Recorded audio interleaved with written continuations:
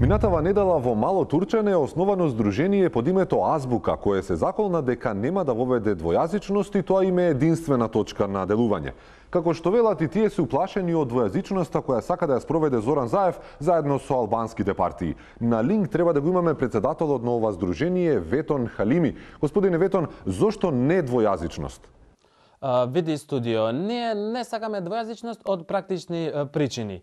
Значи, ние комуницираме на еден јазик. И сега тука е многу лошо ако се вметнува уште еден туѓ јазик, може да настане до проблем со комуникацијата. А дали сметате дека може... И за деца, чека, и за деца исто многу е погрешно у прво деление да му се кажува туѓ јазик да учи, мислим, кај го има тоа? А што мислите дека е целта на оваа двојазичност која ја пропагира Зоран Заев? Види студио, Зоран Заев е многу прочитан политичар.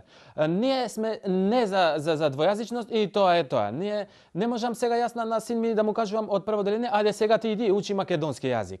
Тука може да настане до конфликтна ситуација во идентитет и онда одбива. Или еве да зимам баби на пример, да идам сега пошто имам 90 години да го упишувам да учи друг јазик, за да не плаќа 5000 евра казна. Кај го има тоа лудило? Значи, одсечно ние сме не за двојазичност и толку.